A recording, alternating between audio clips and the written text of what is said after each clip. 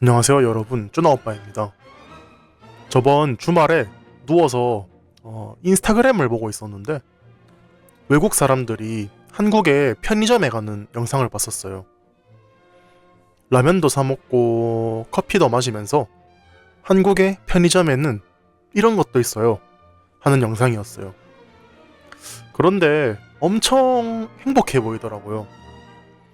저는 보면서 편의점 때문에 이 정도로 행복하다고? 라는 생각이 들었어요.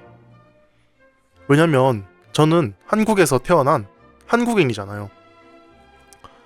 이게 어떤 느낌이냐면 유튜버가 맥도날드에 들어가서 햄버거랑 감자튀김을 엄청 행복하고 맛있게 먹으면서 메뉴들을 소개하는 영상을 보는 느낌? 완벽한 비유는 아니지만 대충 이해하셨죠?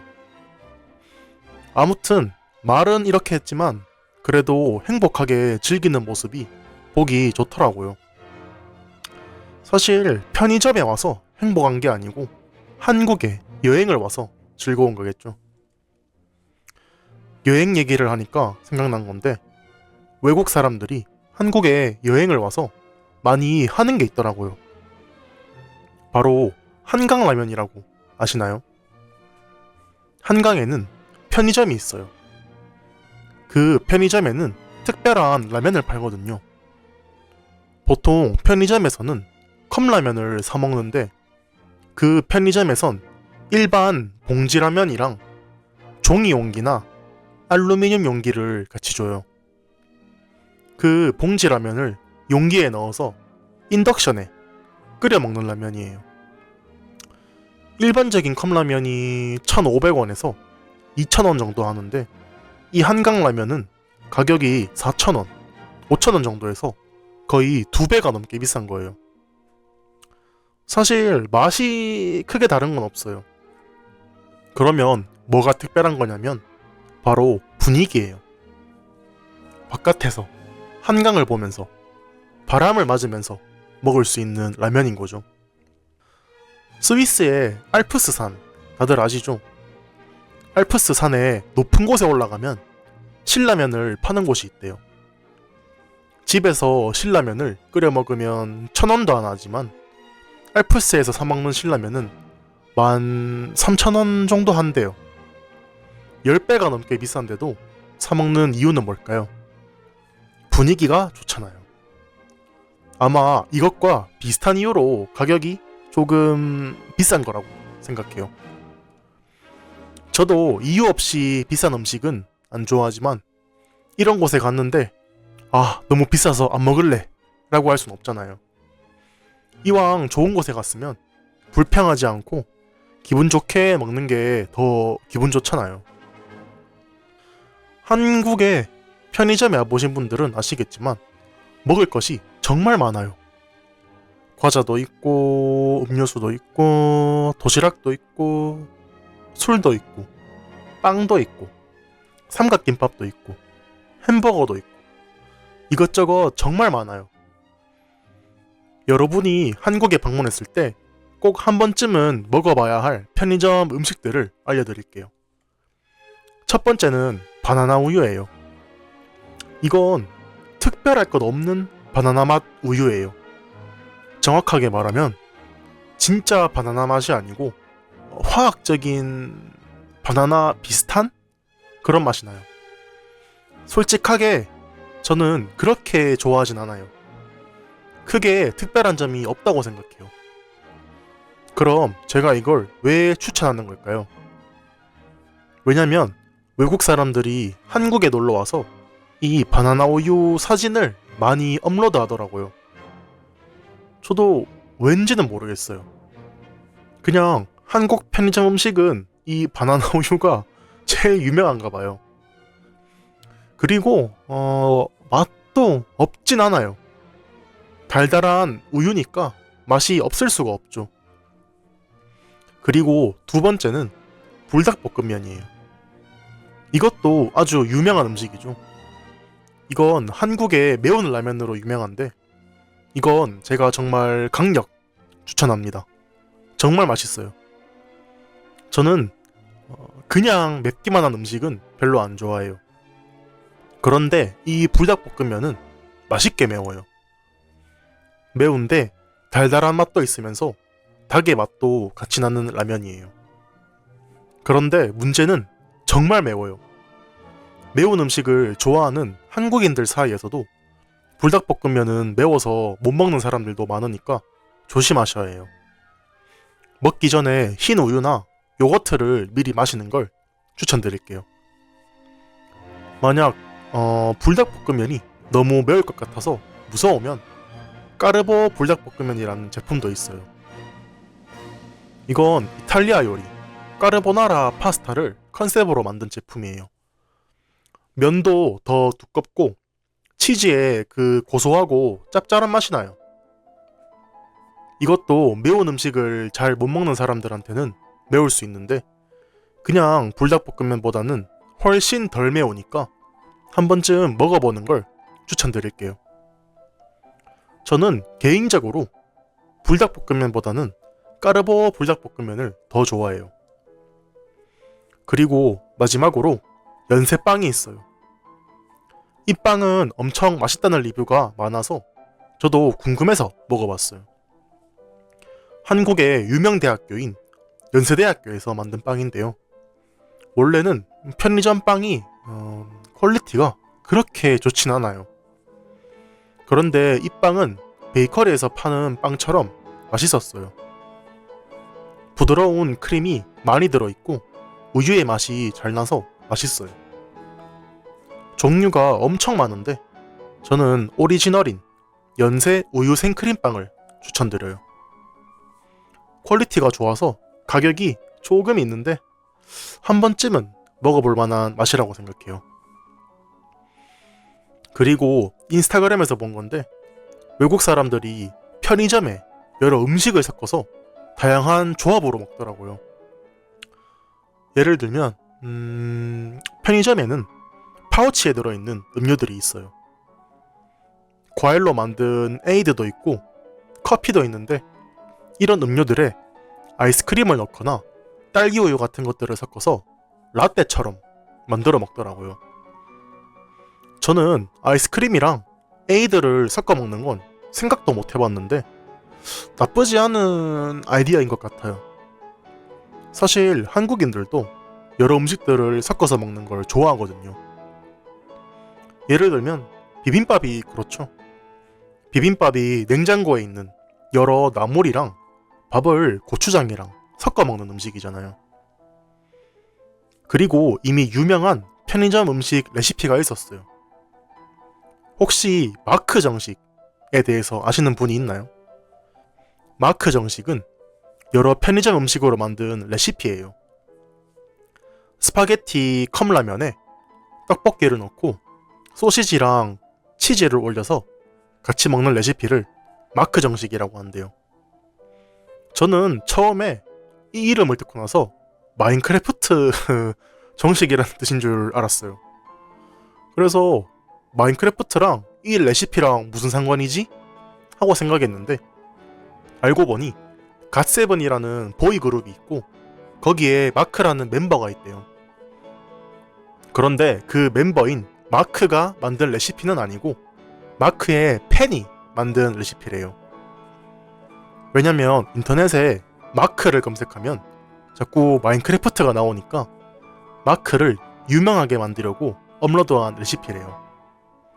사실 먹어본 적은 없는데 유튜브나 인스타그램에서 자꾸 나오더라고요. 확실히 맛있어 보이긴 해요.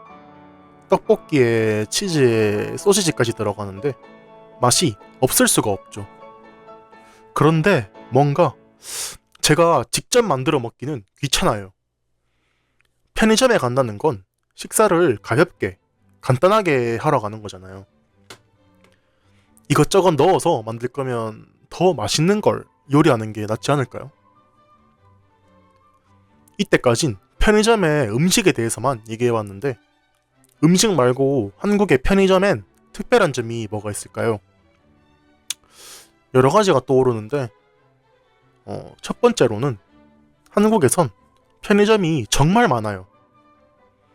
우리 집 근처 500m에도 편의점이 9개나 있거든요. 도시 안에서는 200m, 300m 정도만 걸어도 편의점이 1개씩 있어요. 그리고 사람이 많지 않은 시골에 가도 편의점이 있어요. 가끔은 손님이 오지도 않을 것 같은 곳에 편의점이 있어서 이런 곳에 편의점이 있어? 하는 생각이 들 때도 있어요.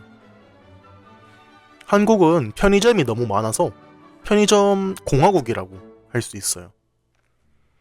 그리고 두 번째로 한국의 편의점은 24시간 열려 있어요. 편의점이 어떻게 24시간 동안 열려 있냐면 일하는 사람이 여러 명 있는 거죠. 보통 일을 교대로 해서 아침에 일하는 사람, 오후에 일하는 사람, 밤에 일하는 사람 총 3명으로 나누는 거죠. 그런데 늦은 밤에는 손님들이 그렇게 많지 않잖아요. 손님들도 별로 없는데 직원을 한 명 둬야 하면 돈이 많이 나가죠. 그래서 요즘에는 무인 편의점도 자주 보이더라고요. 무인은 말 그대로 사람이 없다는 뜻이에요.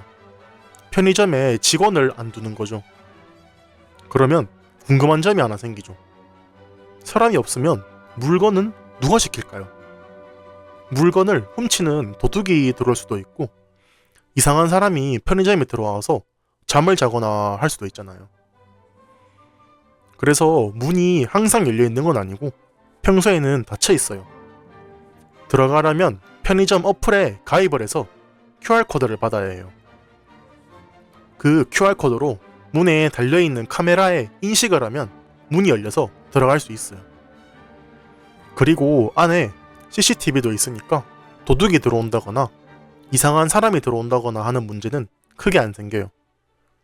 물론 이상한 사람들이 들어올 수도 있는데 이건 직원이 있어도 똑같으니까요. 그럴 때는 경찰을 불러야죠. 그리고 보통 편의점에 대해서 생각하면 음식만 생각하시는 분들이 많아요. 그런데 편의점은 먹을 것만 팔지 않아요. 예를 들면 편의점에서 택배도 보낼 수 있어요. 택배도 보낼 수 있고 택배를 받을 수도 있어요. 우체국에 가는 건 귀찮잖아요. 우체국이 멀 수도 있고요. 그런데 편의점은 500m마다 하나씩 있으니까 멀리 안 가도 택배를 보내고 받을 수 있는 거예요. 그리고 지금은 모르겠는데 옛날에는 교통카드를 충전할 수도 있었어요. 교통카드는 안에 돈을 넣어놓고 버스를 타거나 지하철을 탈 때 쓸 수 있는 카드예요.